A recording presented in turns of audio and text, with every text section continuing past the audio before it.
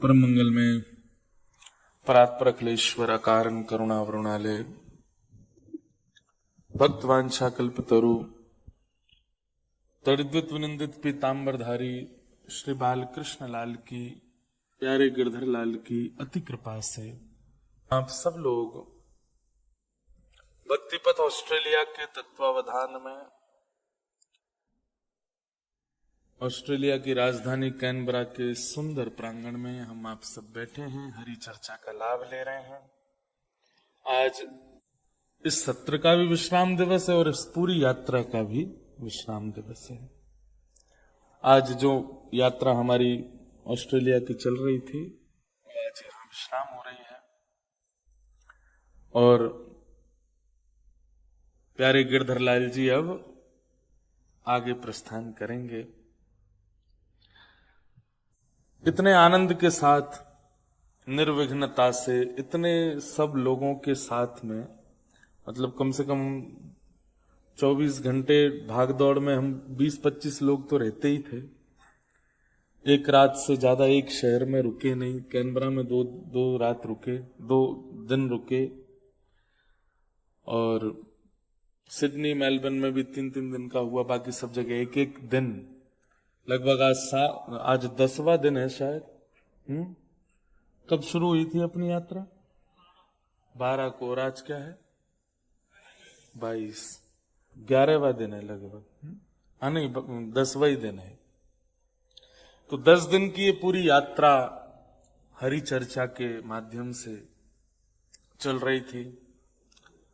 इतना आनंद आया, इतना उत्साह सब लोगों ने किया। मैं ऐसी जगह भी गए जहां पहले कभी कथाएं नहीं हुई।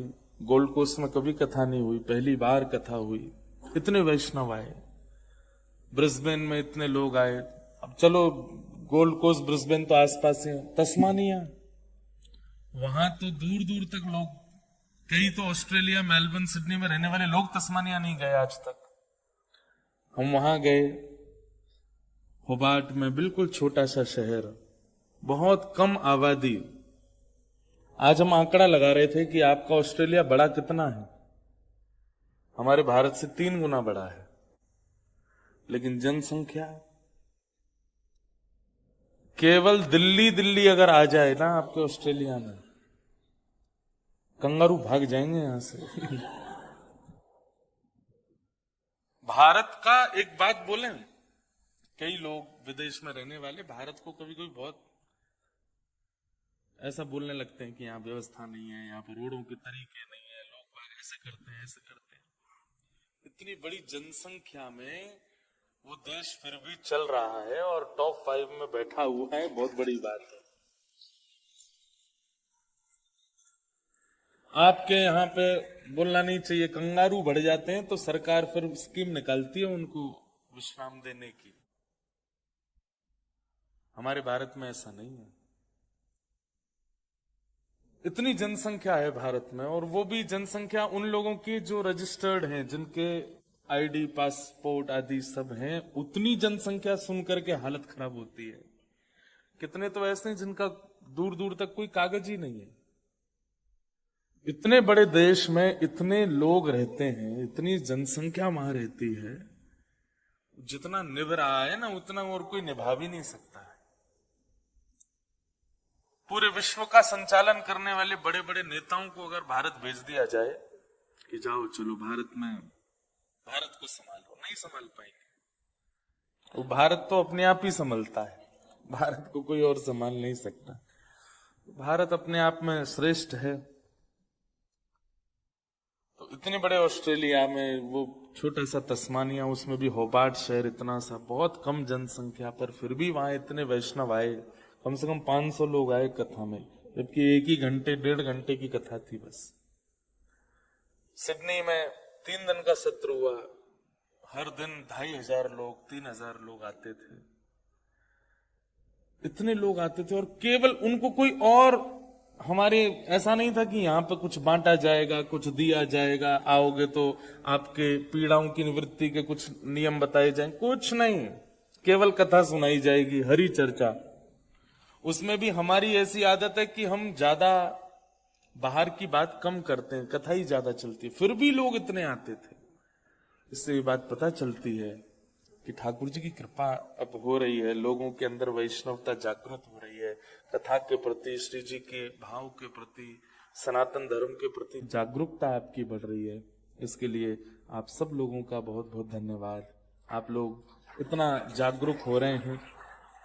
भारत में भीड़ होती है, अच्छी बात है, पर विदेशों में भी हमारे भारतीय जन इतने आनंद के साथ उत्साह में बढ़ रहे हैं आगे। अभी एक दिन का कनाडा में, वहां से भी हमको कॉल आ गया, महाराज जी यहाँ पे भी हाउसफुल है, जबकि वहां भी जैसे यहाँ तस्मानिया, ऐसी एक हैलिफैक्स में हम जा रहे हैं, उस स्टेट का नाम ही नहीं बोल रहा मुझसे, जहां पे वो स्थान है,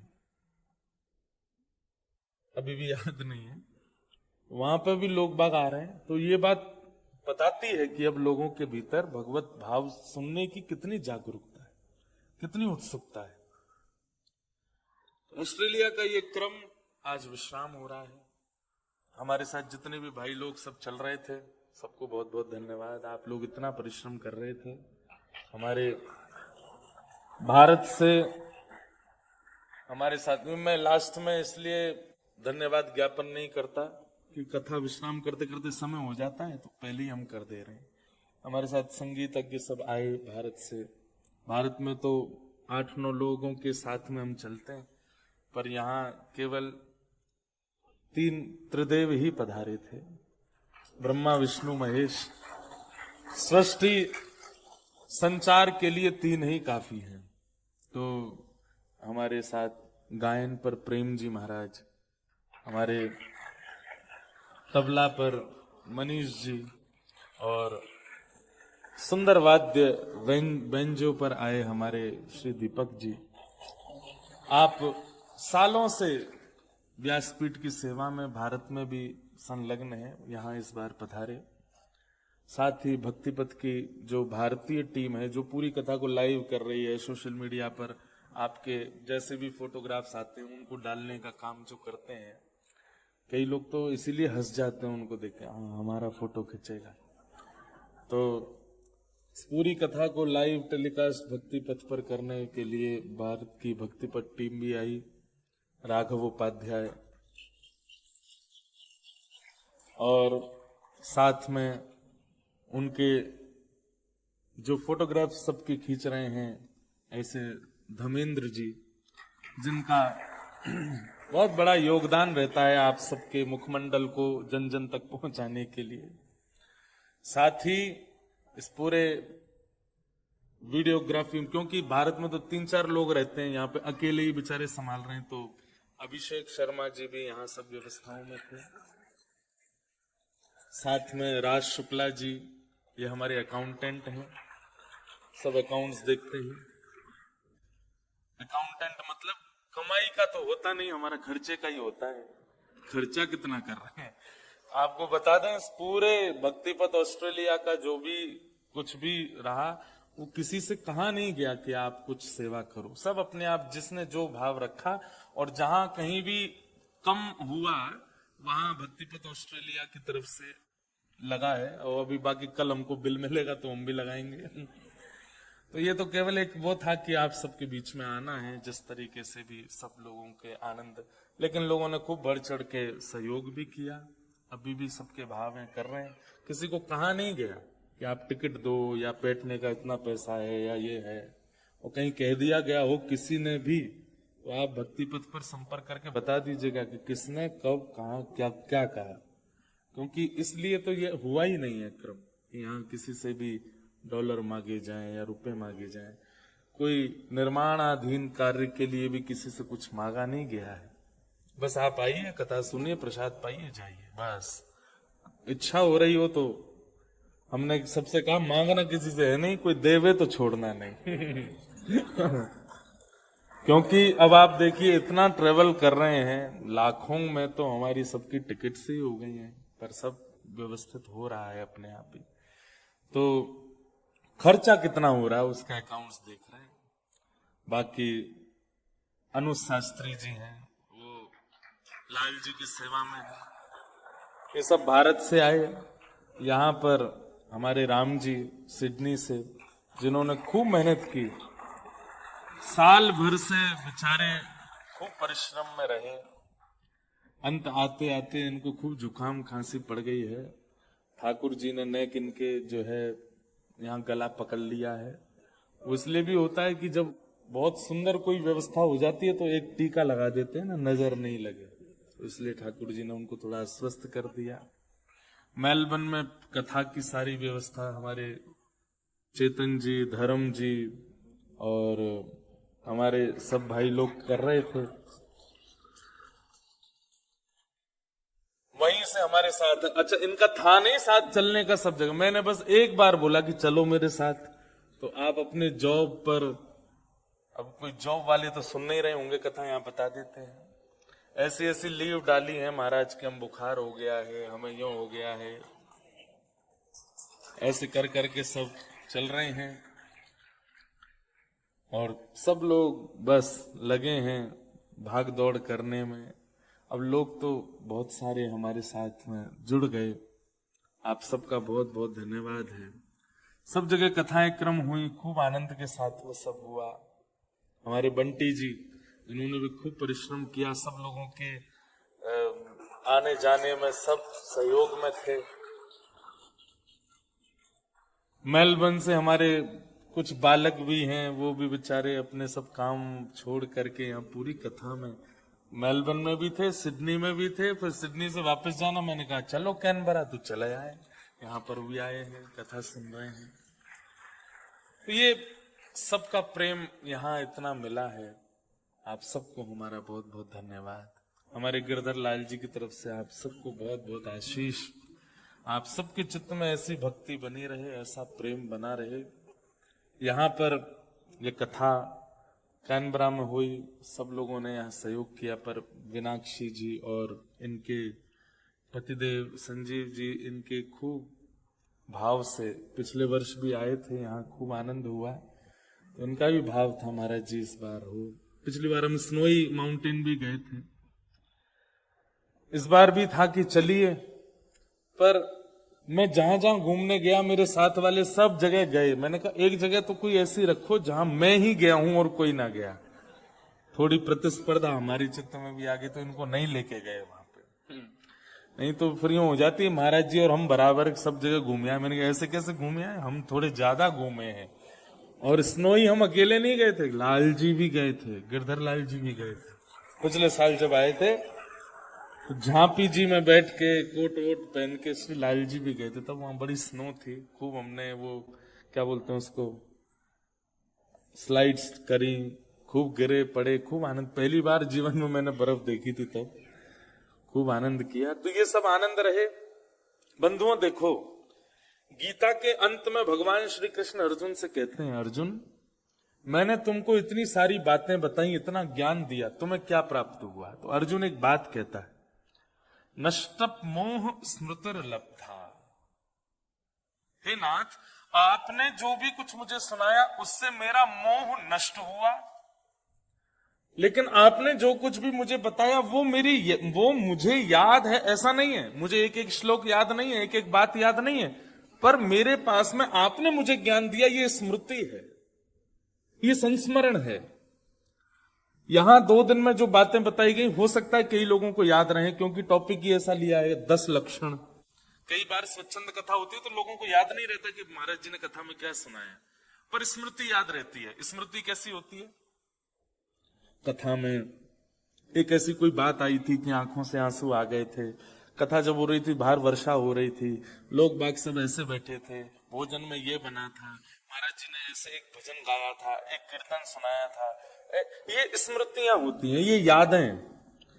कहते हैं सत्संग भले ही याद ना हो, लेकिन उसकी स्मृति भी अगर याद रहती है ना तो भी कल्याण हो जाता है। आपको केवल ये स्मरण रहे, ऐसा ऐसा सब व्यवस्था थी, ऐसा टाउन, ऐसा हॉल था, ऐसी उसमें आकृति थी, ऐसे लोग गए थे, हम ऐसे ऐसे सिचुएशन से भाग के आए थे, हम ऑफिस में झूठ बोल के गए थे, घर पे ये बोल के गए थे। ये स्मृतियां जो है ना, ये स्मृतियां ही कल्याण कर देती हैं। बंधुओं, प्रेमी आपस में जब मिलते हैं तो उनके बीच वार्ता क्या हुई ये 20 साल बाद शायद याद नहीं रहता, पर प्रेमी जब आपस में मिले तो उस समय हवा कैसी थी, उस समय प्रकृति कैसी थी, उस समय कैसा था, उस समय माहौल कैसा था, वो याद रहता है। और वो प्रेमी उसी बात को याद करके खुश हो जाते हैं। 25 साल हो गए, एनिवर्सरी होती है दंपतियों की, तो 25 साल बाद उनके बच्चे पूछते हैं आपकी शादी कैसी हुई थी, तो सोचते हैं, याद करते हैं, हाँ ऐसा हुआ था, हमारी बारात में ये हो गया था, हम घोड़े पे बैठे थे, तुम्हारे चाचा जी ने पटाखा फोड़ दिया था, घोड़े से गिर गए थे हम, तुम्हारी मम्मी ऐसे आई थी, मेरा गुलाब जामुन खा गई थी। तो बातें क्या हुई ये इतना याद नहीं रहता, चर्चाएं क्या हुई ये इतना याद नहीं रहता, लेकिन उस समय स्थिति क्या क्या थी वो याद आती है और स्मृति से बिल्कुल वो ताजा हो जाता है। जैसे मानो 25 साल पहले हुई शादी बच्चों को स्पष्ट दिखने लगती है, ठीक वैसे ही सत्संग की स्मृति, कथा की स्मृति, ज्ञान की स्मृति, भगवत संबंध की स्मृति, वो स्मृति हमेशा करते रहा कीजिए, ताकि वो ऐसा लगे अभी तो हुई थी कथा, अभी तो महाराज जी आए थे, अभी तो गिरधर लाल जी आए थे, अभी तो ये सब हुआ था। और वो स्मृति ही आपके चित्त का मार्जन करती रहेगी, चित्त को पवित्र करती रहेगी। इसलिए स्मृति लेकर के जाइएगा कथा की। जबरदस्ती ऐसा कुछ कर मत जाना कि स्मृति बन जाए, पता चली सिद्धि से रिपट गए, हमारे कमर में लगी थी जब कथा हुई थी, ऐसा कोई नहीं। पर ये जो माहौल है, ये जो हवा है, प्रकृति याद रहती है, उस प्रकृति का स्मरण ही कर लेना, उसी से कल्याण हो जाएगा। क्योंकि अर्जुन वही कहता है कि नाथ आपने कहा क्या क्या है, हो सकता है कि मुझे इतना याद ना रहा हो, पर मेरे पास से सदा स्मृति रहेगी कि आपने ऐसी स्थिति में मेरे सामने खड़े होकर के मुझे ज्ञान दिया। भगवान बोले बस ये स्मृति से ही कल्याण हो जाएगा तेरा। नष्टप मोह स्मृतिर्लब्धा। तो यादें हैं, आप सब लोग इन यादों के साथ रहिएगा। जो जो हमारे साथ पूरी यात्रा में थे और जो कैनबरा में ही हैं, वो यहाँ की यादों में रहिएगा।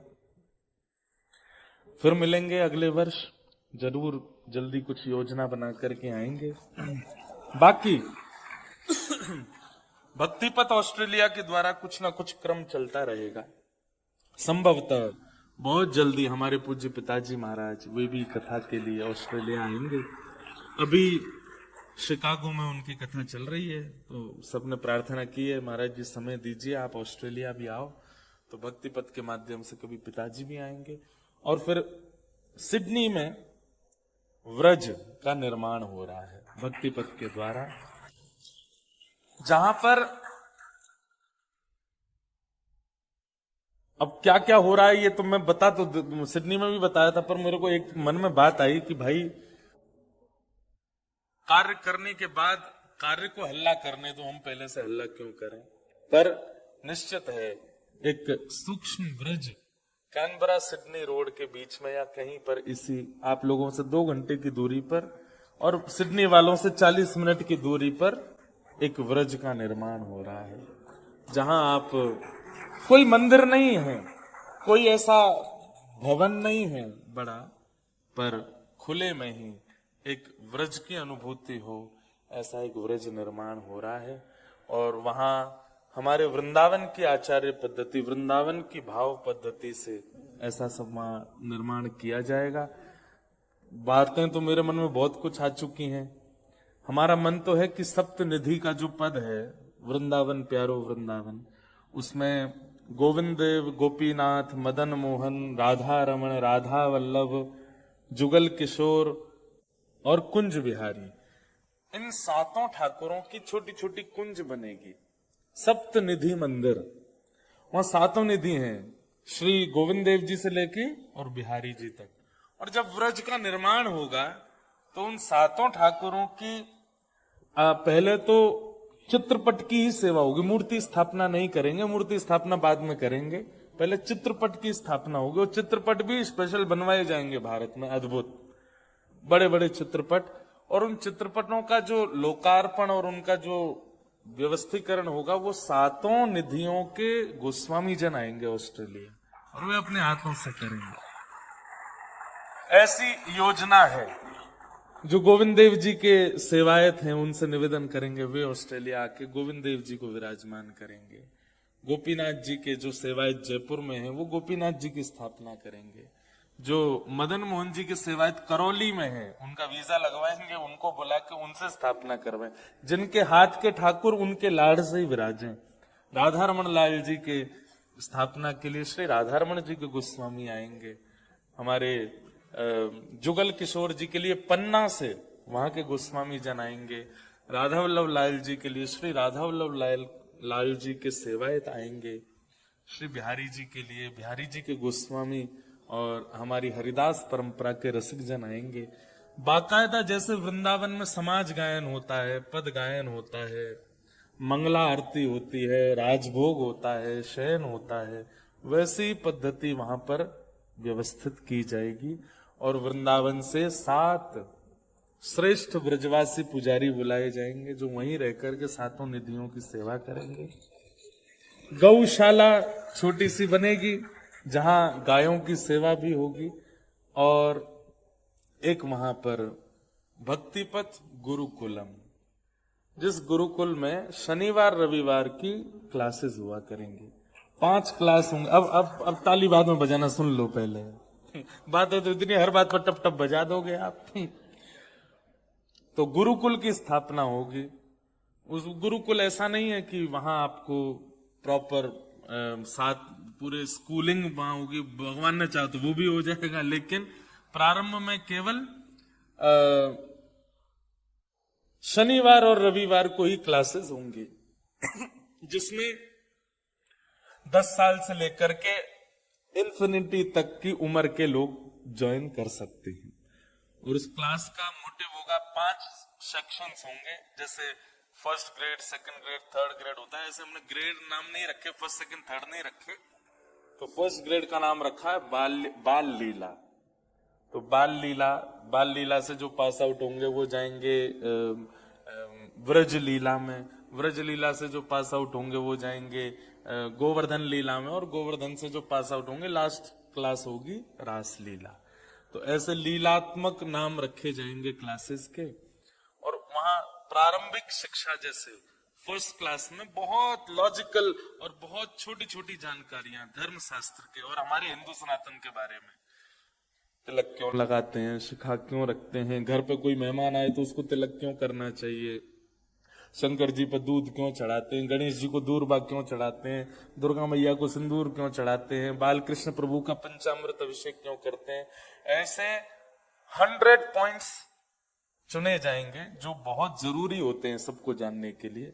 उन 100 पॉइंट्सों को बताया जाएगा। 3 क्लासेस हुए करेंगी एक सेक्शन की।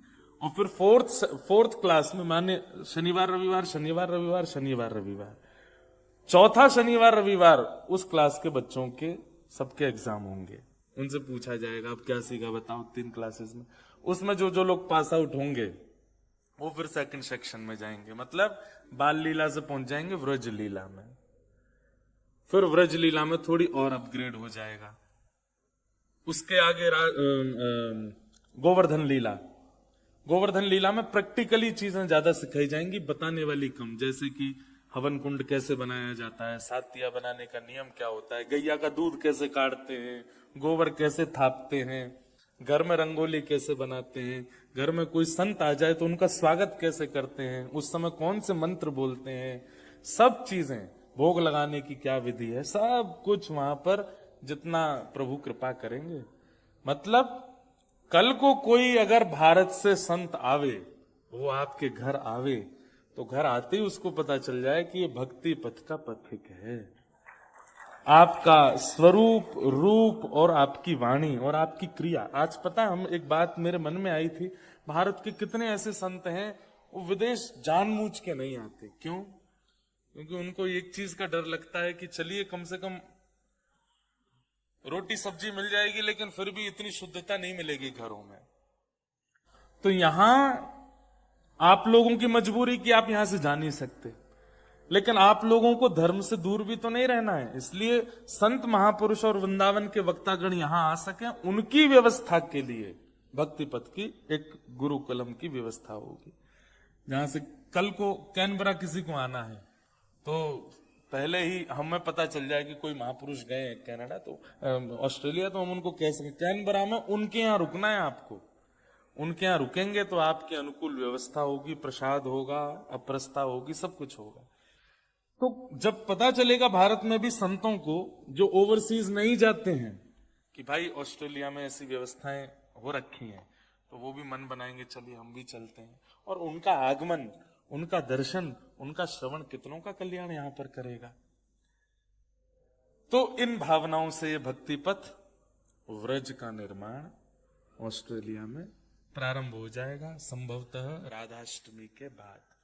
राधाष्टमी तक अभी उसकी योजनाएं बन रही हैं, और हो सकता है राधाष्टमी पर ही उसका, क्योंकि श्री किशोरी जी भी प्रकट करेंगे वृंदावन को। तो श्यामा हृदय कमल सो प्रगट्यो, श्याम हृदय कुहा वृंदावन प्यारो वृंदावन। तो संभवतः राधाष्टमी के दिन अनाउंसमेंट होगा कि ऑस्ट्रेलिया व्रज कहां बन रहा है, भक्ति पथ व्रज, और कैसे बन रहा है उसका निर्माण। और उससे पहले ही योजनाएं बन गई तो हो सकता है राधाष्टमी को आप सबको बुला लिया जाए, और हम देखेंगे जैसे आप छुट्टी लेके यहाँ आते हो वैसे हम छुट्टी लेके आ जाएंगे एक दिन की। हमारी तो लगातार कथाएं हैं भारत में, यहां से जाने के बाद आना बहुत मुश्किल है, लेकिन फिर भी कुछ ना कुछ छुट्टी मार के आएंगे हम भी, लीव डाल के। तो कुछ ना कुछ योजना बनेगी, बाकी लाल जी की जैसी इच्छा होगी वैसा क्रम बनेगा। बोलो वृंदावन बिहारी लाल। आइए इस पूरी यात्रा के विश्राम सत्र में प्रवेश करते हैं। कल हम लोगों ने दशकम धर्म लक्षणम, 10 लक्षणों पर चर्चा प्रारंभ की थी, जिसमें से हमने कितने लक्षण सुन लिए थे? कौन कौन से? धृति, क्षमा, तमोस्तेयम, अस्तेयम, शौच, इंद्रिय निग्रह, धी विद्या, सत्यम, क्रोध, दशकम धर्म लक्षणम। और हमने यहां पर एक बात कही थी कि जिनको हरिप्रिय बनना है, ठाकुर जी का प्रिय बनना है, ये 10 लक्षण आपके अंदर आने चाहिए। और हमारा ऐसा मानना है कि प्रथम लक्षण बहुत बहुमूल्य, बहुत जरूरी है। कौन सा? धैर्य। वो आ गया ना तो बाकी के धीरे धीरे आपके अंदर आने लग जाएंगे। लेकिन प्रथम नहीं आया और आपको लगता है कि आपके अंदर दूसरा है, आपके अंदर तीसरा है, आपके अंदर पांचवा है, तो शायद आपको लगता है कि वो आपके अंदर है, पर वो है नहीं है? तो कल हम लोगों ने 3 लक्षणों के बारे में चर्चा की, धृति, धैर्य, क्षमा, और तीसरा था दम। दम यानी कि इंद्रियों की इच्छाओं को रोकना। अब चौथा लक्षण आता है अस्तेयम। कौन सा? अस्तेयम का मतलब होगा चोरी ना करना। आप कहोगे ये तो ऐसी बड़ी बात बोल रहे हो महाराज जी, हम तो चोरी थोड़ी करते हैं। आपको क्या लगता है धन की चोरी ही चोरी होती है? आपको क्या लगता है केवल किसी की वस्तु चुराना ही चोरी थोड़ी होती है? किस किस को चोरी कहते हैं? जैसे क्रेडिट्स लेना, ये भी एक चोरी है। किया किसी ने पर मेरा नाम आ जाए, ये एक चोरी है। और जैसे चोरों को दंड मिलता है ना नरक में, ऐसी इस प्रकार की क्रेडिट्स चुराने वालों को भी चोरी मिलती है। और अगर आप इस बात को सुन करके किसी का ध्यान करो, ना कैनबरा में एक है, सब हम करते हैं, लेकिन वो आगे आकर के अपना फोटो खिंचवा लेता है। आपने बहुत लोगों को सोच लिया होगा, लेकिन सब देखो तो चोर जगत में, हम सब चोर हैं। कैसे चोर हैं?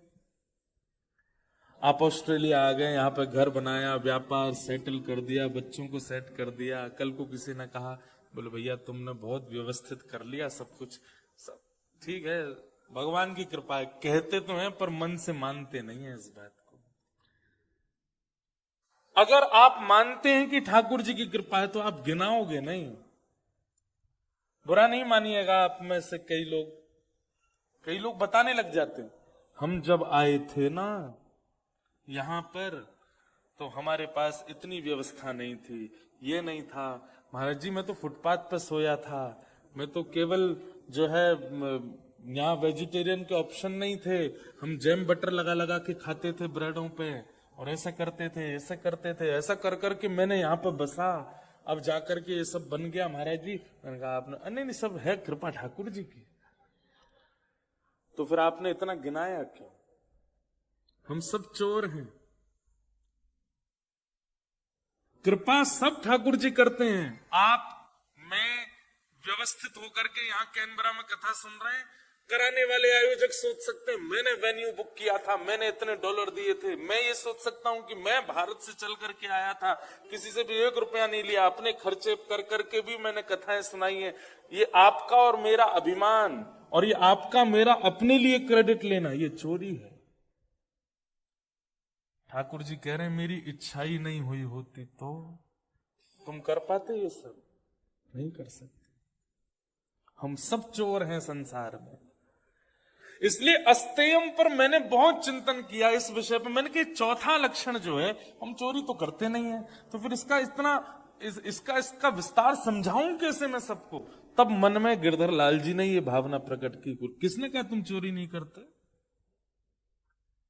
करने वाले सब ठाकुर जी हैं, सब उन्हीं की इच्छा से होता है, पर हम अपने क्रेडिट्स ले लेते हैं कि हमने ऐसा किया, हमने ये किया, हमने वो किया। ये चोरी है। दूसरी चोरी सुनिएगा, कई बार ऐसा होता है आप किसी से कुछ सीखते हैं और सीखने के बाद जब आप अपनी लाइफ में इंप्लीमेंट करते हैं और आपसे कोई और इंप्रेस्ड हो जाता है तो आप उसको भूल जाते हैं जिसने आपको सिखाया था, जिसने आपको बताया था। उसका मेंशन कहीं भी नहीं होता। यह भी एक चोरी है। सामान्यतः आप किसी के घर गए, उसके घर पे कुछ अच्छा देख करके आए, उस घर की वाइब्रेशन आप फील करके आए और आपने मन में सोचा मेरे घर की भी ऐसी ही हो, और फिर वहां आप परख करके आए, लाइटिंग ऐसी थी, सोफाज ऐसे थे, खुशबू ऐसी थी, आदि आदि ऐसा था। अब आपने आकर के अपने घर को व्यवस्थित किया। जैसे आपके घर कोई और आया, उसने अरे वाह आपका घर तो, मेरी बचपन से ही फीलिंग्स थी ऐसी। ये चोरी है। नहीं थी आपकी फीलिंग, आप कहीं से सीख के आए हो। और चित है जिसमें पहले दूसरे तीसरे लक्षण नहीं है, उसमें ये चौथा नहीं आएगा, वो अपना ही क्रेडिट लेगा। नहीं नहीं मैंने ही किया है सब। क्या हम तो इतने घरों में जाते हैं ना, तो मैं पहले ही परख लेता हूं, आपका घर बहुत अच्छा है महाराज जी, पूरा इंटीरियर मैंने ही किया, मैं समझ जाता हूं। नहीं कर सकता बेटा, कहीं से तो देख करके आया था, लेकिन मेंशन कहीं भी नहीं है। ये मेरा तरीका है। बड़े घरों में जब जाते हैं हम तो ऐसे ही परखता हूं मैं। लेकिन कई लोग होते हैं वो मेंशन कर, महाराज जी मैं आपको बताऊं सत्य बात, एक बार मैं वहां गया था, वहां एक का घर मैंने देखा और उसका घर देख करके मुझे अच्छा लगा, वहीं से ये भाव मेरे मन में आया और मैंने कहा ये अच्छा है। निश्चित ही इसमें प्रथम दूसरा तीसरा लक्षण होगा, तभी ये चौथा लक्षण, ये चोरी नहीं कर रहा। कई लोग हैं, अब जैसे हम तो हिंदी में प्रवचन करते हैं, तो हमारी ही बात सुन सुन करके अंग्रेजी में रील बना बना के डाल रहे हैं। That was my thought process. Whole night I was just thinking about it, and I thought that I should make some video and just tell you that what was my thought process. और जब बात सुनने में मैंने कि ले बेटा मेरी बात ही सुन के गया, बोल दी वहां जाके। ऐसे कई लोग होते हैं, ये सब चोरी कहलाती है, जहां पर आप अपने किए का क्रेडिट ले लेते हैं, ये मैंने किया। अच्छा मान लीजिए कोई आपका ही इन्वेंशन है, कोई आपका ही निर्माण है, चाहे वो थॉट हो, चाहे वो क्रिया हो, चाहे वो कुछ भी हो, तब भी आप ये नहीं कह सकते कि आपका है। वो थॉट प्रकट करने वाले भी तो श्री कृष्ण हैं, वो विचार प्रकट करने वाले आपको पॉजिटिव औरा देने वाले, आपको इतना विचारशील बनाने वाले, उसके लिए भी श्री कृष्ण है। इसलिए बोलते तो बहुत हैं कि उनकी कृपा, लेकिन मानिए भी कि हां उन्होंने ही करवाया है। ओ पालन हारे निर्गुण और न्यारे, तुमरे बिन हमरा कौन नहीं। क्योंकि आपकी ही कृपा से विचार आते हैं, आपकी कृपा से ही कर्म होता है, आपकी कृपा से ही मैं देख पाता हूं, आपकी कृपा से ही मैं बोल पाता हूं, आपकी कृपा से ही मैं ये क्रिया कर पा रहा हूं। आप ही करते हैं। हमरी उलझन। अच्छा, कभी कभी ठाकुर जी पता क्या करते हैं, अच्छा सब तैने किया, चल ठीक है अब करके दिखा। फिर वही पूरी दुनिया को मोटिवेट करने वाला जब खुद उलझ जाता है, तब ठाकुर जी से कहता है, हमरी उलझन सुलझाओ मोहन। ठाकुर जी क्यों, पूरी दुनिया को तो बड़ा मोटिवेट किया था तेने, खुद सुलझ जा। रावण,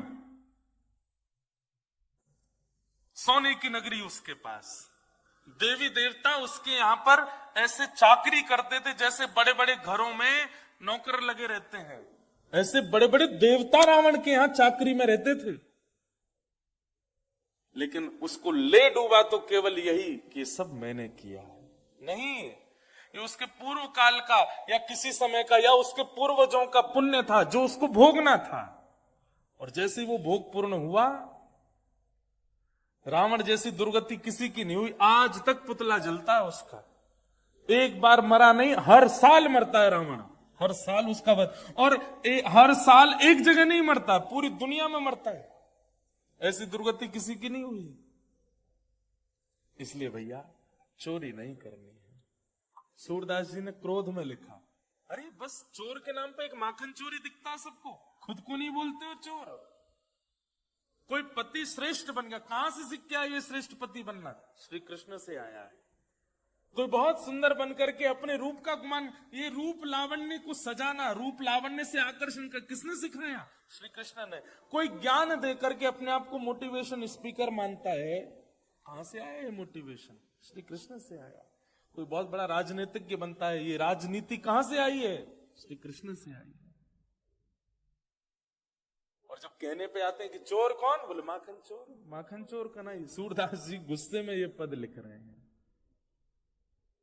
इसलिए भैया ये अस्तेयम, चोरी ना करना, इसका मतलब क्या है? आपको एक बहुत बड़ा इस सूत्र है, अगर सदैव आगे बढ़ते रहना है, सदैव एक श्रेष्ठ व्यक्ति के रूप में स्थिति को बनाए रखना है, तो कभी भी क्रेडिट अपना मत लीजिए। आप कुछ नहीं कर सकते। हमेशा ये सोचते ही रहिए, मैं तो लायक ही नहीं था, मैं योग्य ही नहीं था, मुझसे हो ही नहीं सकता था, पता नहीं कैसे हो रहा है। ये भाव सदा चित्त में रखो। धृति, क्षमा, दम, अस्तेयम, ये चौथा लक्षण है। समझ आ गया? अब पांचवा लक्षण, शौच। शौच यानी कि पवित्रता। ये पांचवा लक्षण है। अब यहां पर भी पवित्रता का अर्थ स्नान करना नहीं होता, अच्छे कपड़े पहनना नहीं होता, साफ सुथरा रहना नहीं होता। अगर पवित्र रहना, साफ सुथरा रहना ही श्रेष्ठ होता तो आपके ऑस्ट्रेलिया में बहुत साफ सफाई रहती है, बहुत क्लीन रहता है आपका ऑस्ट्रेलिया। यहाँ के लोग बागों को भी देखो तो देखने में ऐसे लगते हैं, हाँ बिल्कुल गोरे चिट्टे, बढ़िया लगते हैं, कोट वोट पहन के, ब्लेजर पहन के, लंबे चौड़े जूत वूत पहन के, वो क्या पहनते हैं, हाँ वो बूट पहन के। लेकिन पूछो नहाए कब थे? एक बार एक टकराया था मुझसे, था वो हिंदुस्तानी, एक लड़की थी, उसको ऐसी बात हो रही थी, तो मैंने पूछा अच्छा काम पे कितने बजे जाती हो? वो लेकिन मैं सुबह 7 बजे तो निकल जाती हूँ महाराज जी। मैंने कहा अच्छा, आती कितने बजे? मैं शाम 5 बजे आती हूँ। मैंने कहा अच्छा, फिर क्या? मैंने फिर घर के काम वाम, दोस्तों से मिलना, या ये सब रहता है, और रात को मैं 10 बजे सो जाती हूँ। सुबह तो फिर बहुत जल्दी उठना नहीं मैं 6:30 बजे उठती हूँ। मैंने कहा 6:30 बजे उठ के आप 7 बजे काम पे चली जाती हो? बोले हाँ। मैंने कहा नहाना धोना ये सब? बोले वो तो मैं रात को नहा के सोती हूँ। एक रात का नहाया 2 दिन तो चले ही जाता है।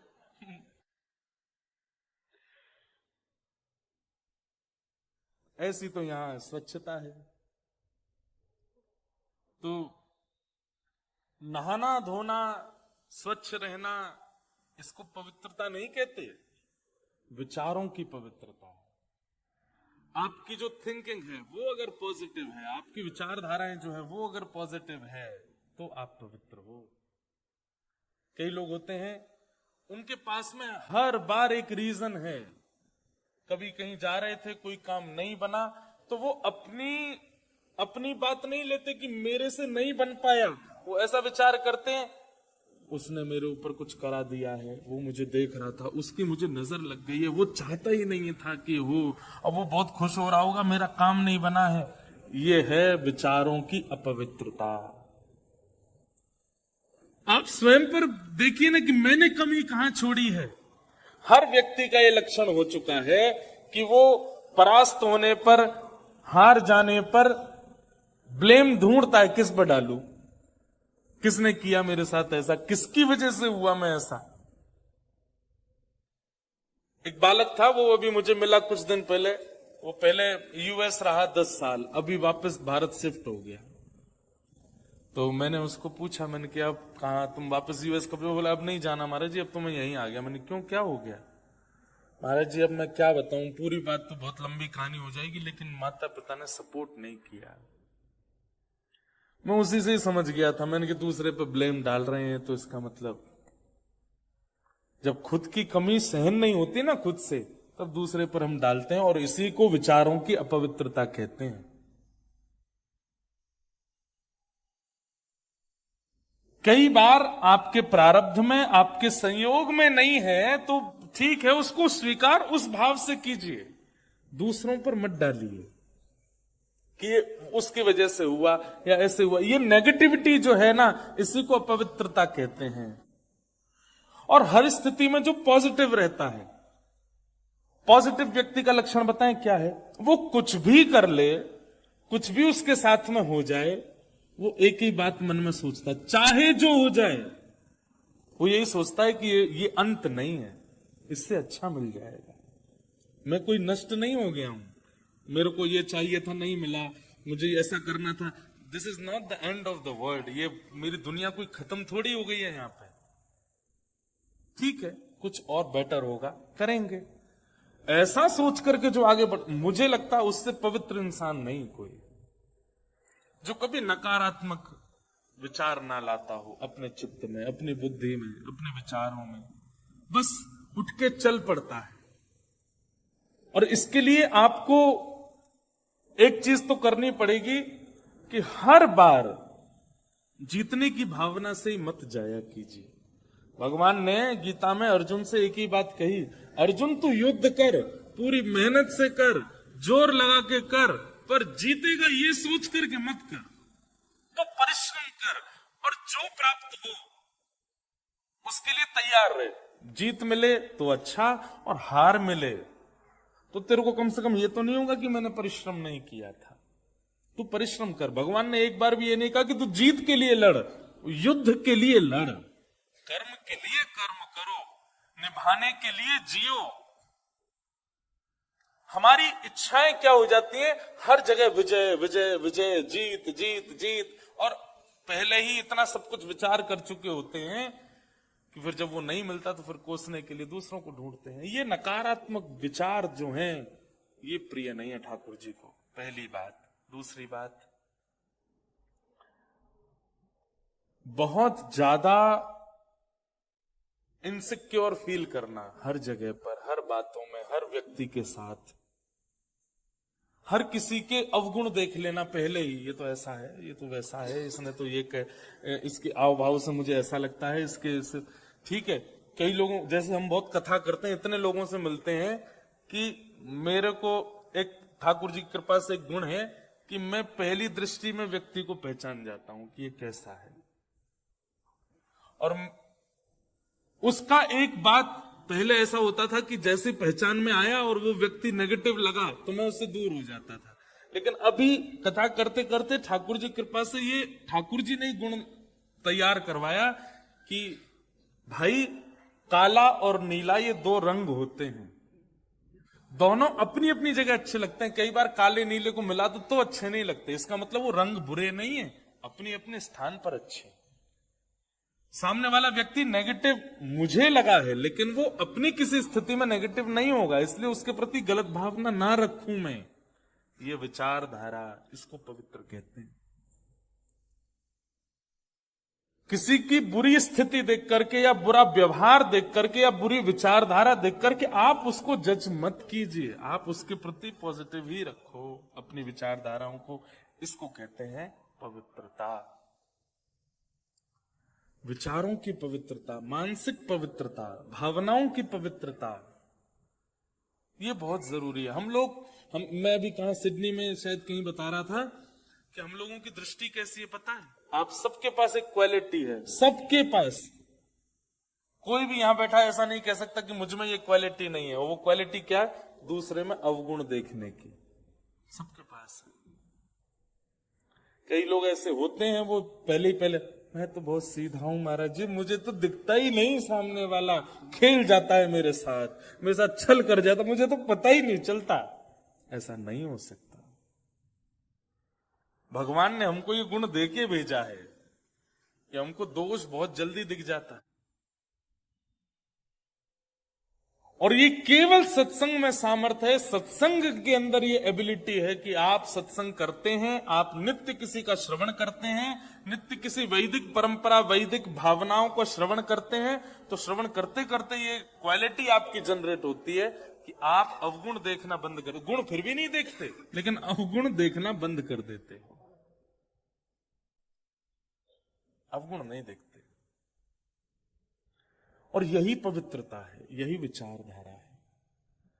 हमने 3 बार स्नान तो कर लिया, परफ्यूम तो लगाया, अच्छे अच्छे कपड़े तो पहन लिए, लेकिन विचारों को शुद्ध नहीं रखा।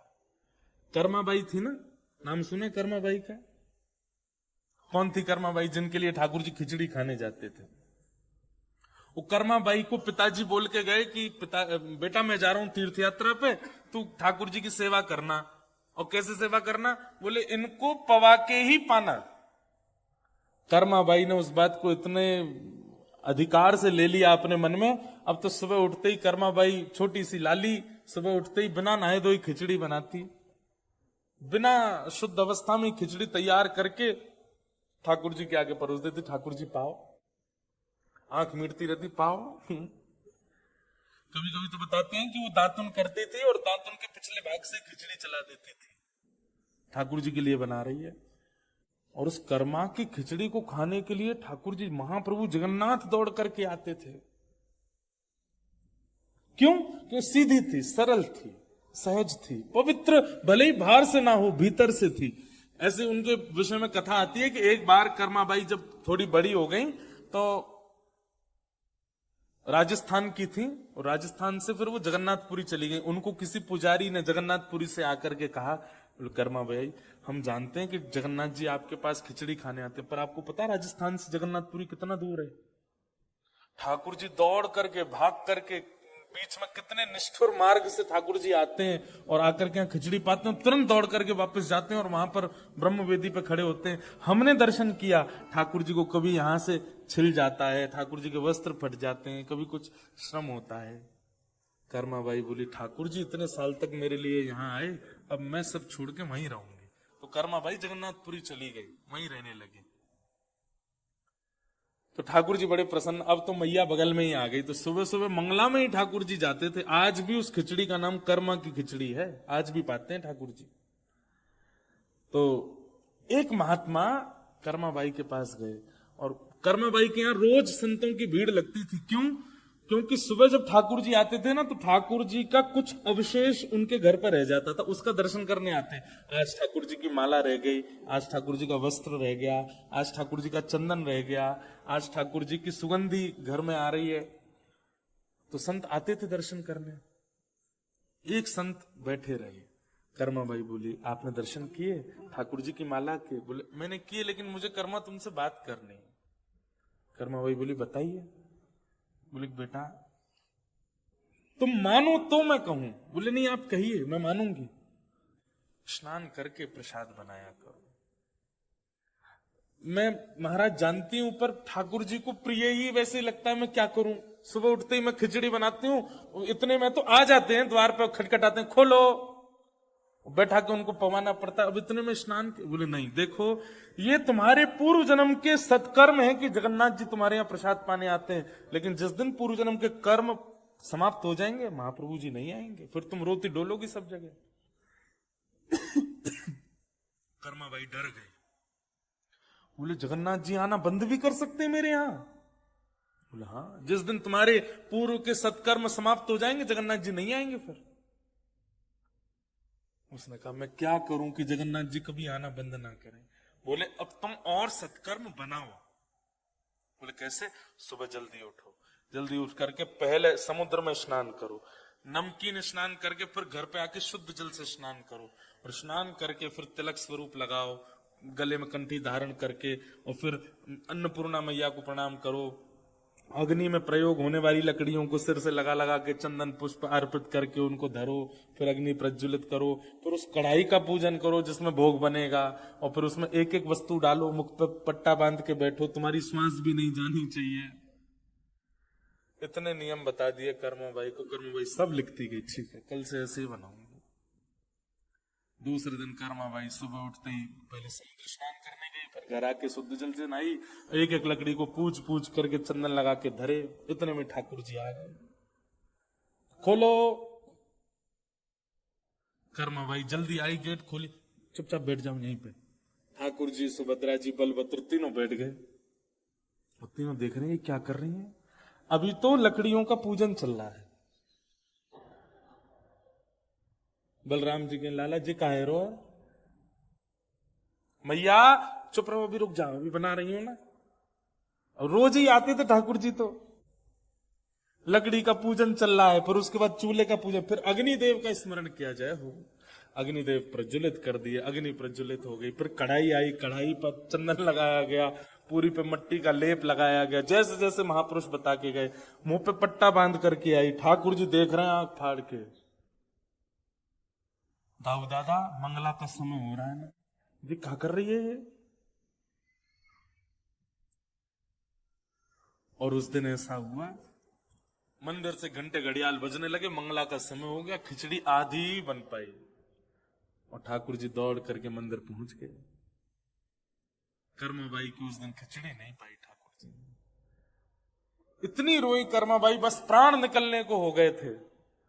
तब ठाकुर जी आए रात्रि में, और आकर के बोले मां मैं आया तो था, पर तू क्या कर रही थी? एक एक लकड़ी का पूजन कर रही थी, चूल्हा जला दे उसका ये कर, चूल्हा में बर्तन पूज, ये सब क्यों करना था? और आज तू बड़ी नवी धुबी सी लग रही थी हमको। बोले आज जैसे शास्त्रों में परंपरा है आपके प्रसादी बनाने की, उस परंपरा से मैं बना रही थी। ठाकुर जी पता क्या बोले? बोले मां जो भीतर से पवित्र नहीं है ना, उनके लिए इतनी पवित्रता का विधान है। तू तो भीतर से इतनी पवित्र, तेरे लिए बाहर का स्नान करना, बाहर से व्यवस्थित होना, ये सब तेरे लिए जरूरी नहीं है। तू वैसे ही बनाया कर जैसे तू हमेशा बनाती है, तू वैसे ही बनाया कर मां। और ये नाम कर्मा तभी पड़ा, उस दिन देरी जब कर रहे थे तो ठाकुर जी बोले जल्दी कर्मा, जल्दी कर्मा, जल्दी कर, मंगला को समय है गो, इसलिए नाम पड़ा उनका कर्मा बाई। और उस दिन से फिर से कर्मा बाई बिना नहाए धोए बनाने लगे, और ठाकुर जी पाते। इसका मतलब क्या है? ये शास्त्रीय विधान, अपरस की सेवा, स्नान करना, शुद्ध रहना, पवित्र रहना, किसी से छुपना नहीं, ऐसे रहना, अदब में बैठना, आसन लगाना, ये उनके लिए है जिनका चित्त पवित्र नहीं है। उनको बाह्य पवित्रता करनी पड़ती है, पर जो भीतर से पवित्र हैं उनको बाह्य पवित्रता की आवश्यकता नहीं होती। तो यहां शौच का मतलब बाह्य पवित्रता नहीं, आंतरिक पवित्रता। और उसमें एक ही लक्षण आप ले आइए, यहीं से प्रारंभ कीजिए कि अब दोष देखना बंद कीजिए सब में। बहुत ज्यादा दोष जब आप देखने लगते हैं ना, तो वही दोष देखने की आपकी आदत बहुत सारे विकार आपके चित्त में ले आती है। नेगेटिविटी आ जाती है, विचारों की शून्यता आ जाती है, एंजाइटी होने लगती है, डिप्रेशन होने लगता है। एंजाइटी डिप्रेशन नाम नहीं सुने थे हमारे पूर्वजों ने। और आज कैंसर नहीं होता है, आज जुकाम नहीं हो रहा है, आज टाइफाइड नहीं हो रहा है, आज यही हो रहा है। और ये क्यों हो रहा है? क्योंकि मन पवित्र नहीं, मन शुद्ध नहीं। वो मन कैसे पवित्र होगा? पढ़िए सुनिए भगति भागवत, और कहा कछु कीजे। पढ़िए सुनिए भगति भागवत, और कहा कछु कीजे। सूरदास जी कहते हैं भैया इस मन को पवित्र करने का ये जो स्वच्छता, जो लक्षण बताया जा रहा है, मन की पवित्रता बहुत आवश्यक है। कर्मा जैसी पवित्रता के लिए क्या करना पड़ेगा? पढ़िए सुनिए भगति भागवत। और एक बात कहते हैं सूरदास जी, क्या? कृष्ण नाम रस बयो जात है, तृषावंत है पीजे। कृष्ण नाम रस भयो जात है, तृषावंत है पीजे। ध्यान रखिएगा, सूरदास जी के 3 सूत्र हैं। पहला सूत्र सूरदास जी कहते हैं पढ़िए सुनिए भगति भागवत। दूसरा सूत्र सूरदास जी कहते हैं कृष्ण नाम रस भयो जात है, तृषावंत है पीजे। तृषावंत मतलब हमें जितनी प्यास होती है हम उतना पानी पीते हैं, लेकिन कृष्ण नाम के लिए प्यास जितना नहीं, अधिक पियो। और प्यास इतनी बढ़ा लो कि कितना भी पिला दिया जाए फिर भी मन भरे ना, उसको कहते हैं तृषावंत। अनवरत पीते रहो। कृष्ण नाम पीने में कभी ऊबे ना हम, कभी मन भरे ना हमारा उससे। और तीसरा सूत्र श्री सूरदास जी कहते हैं गुरु के वचन अटल कर मानो, साधु समागम कीजे। गुरु के वचन अटल कर मानो, साधु समागम कीजे। जब ये 3 चीज हो जाएंगी तब कहते हैं सूरदास प्रभु शरण ताकिए। सूरदास प्रभु शरण ताकिए, बिरथा काहे जीजे। बिरथा काहे जीजे। हे मन रे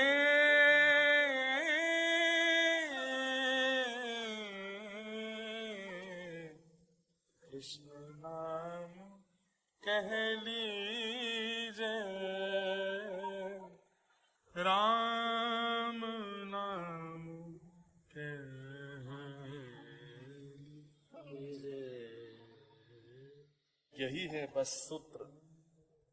आपकी जिह्वा पर नाम विराजमान हो जाए बस। अब हमारे यहां हम लोग पता बड़े विचित्र हैं। हमसे कह दिया जाए कैनबरा में पिपल का पेड़ ढूंढो, उसके नीचे दिया जल। यहां होते हैं पिपल के पेड़, पिपल का पेड़ मंगलवार के दिन उसके नीचे लाल कपड़ा बिछा के उस पर दिया जलाना, और वहां बैठ के ये पाठ कर, पीछे मुड़ के नहीं देखना, काम बन जाएंगे तुम्हारे। महाराज जी सच्चे हैं बिल्कुल, ऐसे ही बनेगा मेरा काम। वो कह दो कुछ मत करो, केवल कृष्ण कृष्ण कृष्ण कृष्ण कृष्ण कृष्ण कृष्ण। ये क्या जानते हैं बताओ? यूं कह रहे हैं 2.5 अक्षर कृष्ण बोलो, इससे होगा काम? आपने कोई प्रैक्टिकल तो बताया ही नहीं।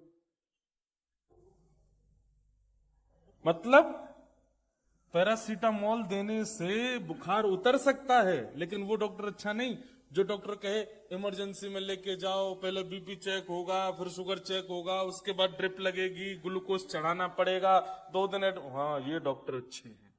हमारी स्थिति ऐसी हो गई है। नाम रूपी पैरासीटामोल नहीं चाहिए तो दुनिया भर के प्रपंच रूपी हॉस्पिटल में एडमिट करो हमको, हमारा खर्चा करवाओ, एक्स्ट्रा टाइम वेस्ट करवाओ, तब हमारा मन लगेगा। केवल नाम का आश्रय ले लीजिए और कुछ मत कीजिए आप, वो नाम चलता रहे। जैसे विचारों में कामी व्यक्ति के काम ही चलता रहता है, क्रोधी व्यक्ति के क्रोध ही चलता रहता है, लोभी व्यक्ति के लोभ ही चलता रहता है, भक्त व्यक्ति के नाम क्यों नहीं चलता? वो नाम चलता रहे, जो नाम प्रिय है बस बोलते रहिए, कुछ मत करिए, उस नाम का प्रभाव अपने आप अनुभव होगा आपको। पता क्या होता है? नाम क्या है? एनेस्थीसिया का इंजेक्शन है, सुन्न कर देगा। फिर चाहे जितनी विपत्ति आ जाए आपके जीवन में, विचलित नहीं होगे, इतनी गारंटी हमारी। हाँ, ये नहीं कह रहे हैं कि आप मिलीनियर हो जाओगे, आप बिलीनियर हो जाओगे, आप ट्रिलियनियर हो जाओगे, पर नाम यदि जीवन में आ गया तो जितनी चीजों से परेशान होते हैं ना आज तक, वो परेशानी नहीं आएगी। आपको लगेगा यार मेरी गाड़ी से कंगारू हिट हो गया, आगे से गाड़ी खत्म हो गई, इंश्योरेंस मिलने वाला नहीं है, मुझे पीड़ा क्यों नहीं हो रही है अंदर, मेरा इतना नुकसान हो गया, मुझे पीड़ा क्यों नहीं, बच्चे मेरी मानते नहीं, मुझे पीड़ा क्यों नहीं हो रही, पति बिल्कुल विपरीत हो गया, मुझे पीड़ा क्यों नहीं हो रही है। कहां पहले भोजन में नमक कम ज्यादा होने पे मैं विचलित होता था, अब मेरे को, मैं बिना नमक की दाल खा गया, मुझे पीड़ा क्यों नहीं हो रही है, मैं विचलित क्यों नहीं हो रहा हूं। ये नाम भगवान करेंगे, और इसी को कहते हैं पवित्रता। जैसे बाहर डव सोप लगाते हैं, जैसे बाहर शैम्पूज लगाते हैं, फेस क्लेंसर लगाते हैं, ऐसे भीतर का केवल एक ही सोप है, एक ही क्लेंसर है, एक ही बॉडी वॉश है, मन वॉश है, हृदय वॉश है, नाम। उसका आश्रय लो। धृति, क्षमा, दम, अस्तेयम, 5वां शौच। 5 अगली बार आके बता दें। 8-20 तो वही गए, हमको भी सिडनी भी निकलना है। चलो जल्दी जल्दी बता देते हैं। हाँ? धृति, क्षमा, दम, अस्तेयम, शौच। और 5वां है, 6वां है इंद्रिय निग्रह। इंद्रिय निग्रह का मतलब क्या है? इंद्रिय निग्रह का मतलब, पहले हमने एक सुना था कि इंद्रियों को अपने वश में रखना, इंद्रियों की इच्छा पूरी ना करना, इंद्रियों को दबा करके रखना, दम। पर इंद्रिय निग्रह का यहां पर अर्थ दूसरा यहां पर एक बताया गया, अपनी इंद्रियों को केवल भगवत संबंधी वस्तु देना। जैसे हमने चुन रखा है, हम इसी ब्रांड के कपड़े पहनेंगे, इसी ब्रांड का परफ्यूम लगाएंगे, इसी ब्रांड के राइस खाएंगे, ऐसे ही एक नियम धारण कर लिया जाए, क्या कि हम अपनी इंद्रियों को केवल वो वस्तु प्रदान करेंगे जो कृष्ण संबंधी है आदि, उससे विलग किसी वस्तु का सेवन इन इंद्रियों को नहीं कराएंगे। इसको कहते हैं इंद्रिय निग्रह। सुनेंगे भी वही जिसमें कृष्ण हो, देखेंगे भी वही जिसमें कृष्ण भाव हो। अगर ऑस्ट्रेलिया है, यहां तो कृष्ण नहीं है, आप लोग ऐसा सोचो, ऐसा नहीं है, सब जगह ठाकुर जी। देखने के लिए दृष्टि चाहिए। जो ठाकुर जी गैया चराते हैं वृंदावन में, वो यहाँ पे कंगारुओं के बच्चे निकाल के उनके थैला में बैठ जाते होंगे और वहीं बैठ करके उसको ही हाँकते होंगे, चल बेटा खुदा के ले चल। यहाँ तो और आनंद आता होगा ठाकुर जी को, कंगारू जब कूदते होंगे। कभी कभी मैं सोच रहा था कंगारू देख के, मैंने कि ये वृंदावन में होते तो ठाकुर जी गैया चराने इन्हीं में बैठ के जाते, चल मैया बुला रही है जल्दी दौड़ो, जोर जोर से कूद के चलता ठाकुर। फिर ठाकुर जी थैला से बाहर निकल के आते, मैया, कितना आनंद आता। एक कंगारू नहीं थे वहां पे ठाकुर जी को। अभी मैं अफ्रीका गए थे कुछ दिन पहले, तो वहां मुझे जिराफ दिखे, तो मैं सोच रहा था मेरे ये जिराफ अगर होता ब्रज में तो कितना आनंद आता ठाकुर जी को। ठाकुर जी को पेड़ से कुछ तोड़ने के लिए लकुटी लेके चलते हैं ठाकुर जी लंबी, कि कोई वन में वृक्ष मिले जिसमें फल हो तो दूर से मार के तोड़ूं। मैंने कहा अगर ये जिराफ ब्रज में होते ठाकुर जी लकुटी नहीं रखते, जिराफ पे चढ़ जाते, उसकी गर्दन पे चढ़ के ऊपर से वो पकड़ के निकाल लेते। और मैंने कि जिराफ के और भी काम होते क्या? इतनी बड़ी बड़ी बिल्डिंग थोड़ी बनती थी उस समय, छोटे छोटे घर होते थे, झोपड़ियां होती थी ठाकुर जी के समय पे। तो ठाकुर जी जिराफ का सहारा लेते हैं। रे देख के बता कौन सी गोपी दही मथ रही है। जिराफ ऊपर से देखता, तीसरी गली में दही निकल रहा है ठाकुर जी। अफ्रीका में जाके भी मुझे ठाकुर जी का अनुभव हुआ वहां जिराफ देख करके। दृष्टि चाहिए, सब जगह अनुभव कर लोगे, ठाकुर जी सब जगह हैं।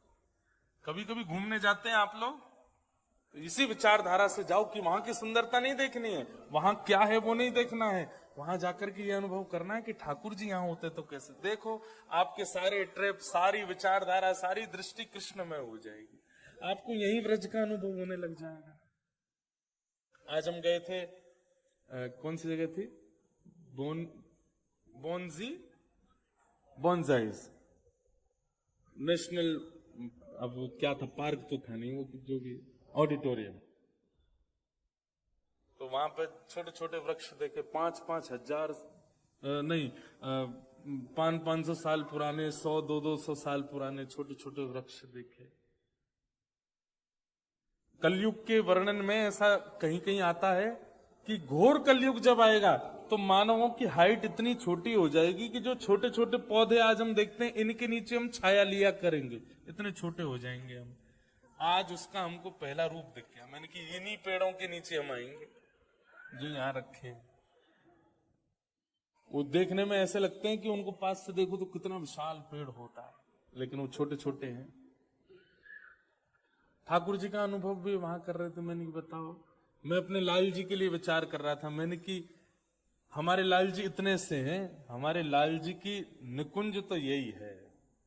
मानो आज आपके माध्यम से दिखवा के ठाकुर जी ने मुझे ऐसे आज्ञा जैसी करी कि ऐसे छोटे छोटे वृक्षों की निकुंज बनाओ वृंदावन में, क्योंकि उनके लिए वही बड़े वृक्ष हैं जो इतने इतने हैं। हमारे ठाकुर जी नीचे बैठ जाएंगे तो कैसे लगेंगे, इस ऊपर डाल पर चढ़ जाएंगे तो कैसे लगेंगे, यहाँ बैठ जाएंगे तो कैसे अनुभव होगा।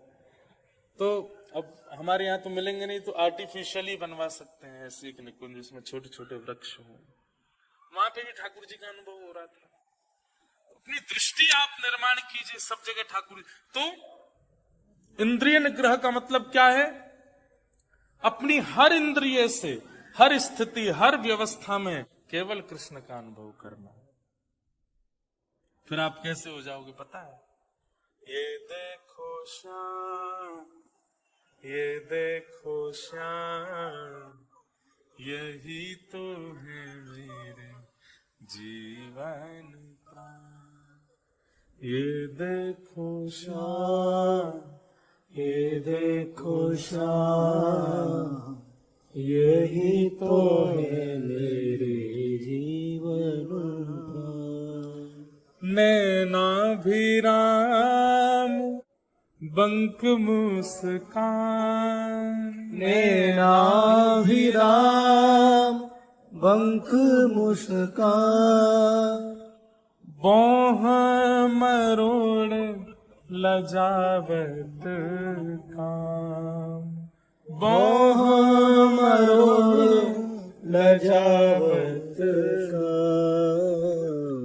ये देखो श्याम, ये देखो श्याम, यही तो है मेरे जीवन प्राण। ये देखो श्याम, ये देखो श्याम, यही तो है मेरे जीवन। और मैं अपना अनुभव बताऊं, अफ्रीका में हम सफारी कर रहे थे तो जब जिराफ देखा तो मन में आ गया कि इस पे ठाकुर जी ऐसी लीला करेंगे।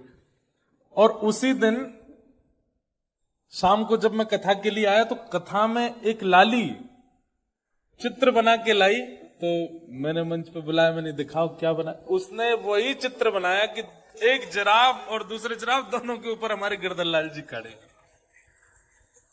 तो जब वो मैंने कहा तुमको किसने बोला? ये बोले मेरे को कल रात में ऐसा स्वप्न आ रहा था कि आप अफ्रीका आए हैं तो यहाँ से जिराफ ले जाओ गिरधर लाल जी के लिए। मैंने कहा आज मुझे वही अनुभव हो रहा था। दृष्टि घुमाइए, एक साल बाद हम आएंगे तो अपना अपना भाव बताइएगा, कहां कहां गए एक साल में घूमने और वहां आपने क्या देखा।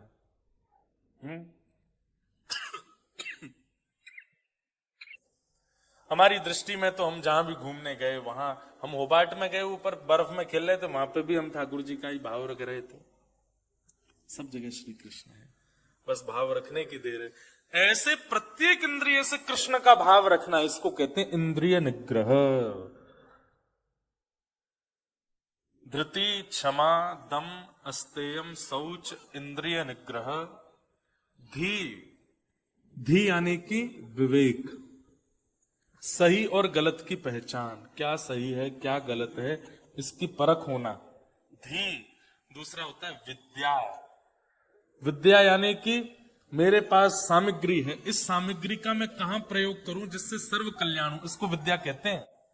विद्या का मतलब ये नहीं होता कि मेरे पास ये सामग्री है और इससे मैं अपना ही हित कर लूं, इसको विद्या नहीं कहते। विद्या का मतलब मेरे पास ये सामग्री है, भले ही वो बुद्धि है, भले ही वो धन है, भले ही वो विचार है, भले ही वो बल है, उसका मैं कहां प्रयोग करूं जिससे सबका कल्याण हो जाए, धी विद्या। और 9वां लक्षण है सत्यम, सत्य बोलना। और अंतिम लक्षण है अक्रोध, क्रोध न करना। दशकम धर्म लक्षण, ये धर्म के 10 लक्षण हैं, हरिप्रियों के 10 लक्षण हैं। अब एक एक का विस्तार होता तो फिर और विचारधाराएं थी उनके प्रति बोलने की, पर अब जितने भाव यहां प्रकट हो पाए उतने सुन लो। अगली बार कैनबरा में हमने बोल दिया है कि हम 5 दिन कथा करेंगे। कथा हो सकता है कि कथा 3 ही दिन हो, 2 दिन केवल डोलेंगे, यहाँ पे ठाकुर जी को ढूंढेंगे, स्नोई जाएंगे, ऐसा करेंगे। यहाँ कथा करने के बाद में आप सब लोगों को भी डेट टाइम बता देंगे, स्नोई पहुंच जाना सब लोग। मैं फिर वहां बर्फ में खूब उधम मचाएंगे, ठाकुर जी गिरधर लाल जी का अनुभव करेंगे, वहीं पर संकीर्तन करेंगे। तो एक आध कोई और जगह यहाँ होगी तो वहां पे भी चल देंगे, खूब ऐसा आनंद करेंगे। तो इस बार के इस मधुर सत्र को हम विराम देने के लिए अब अग्र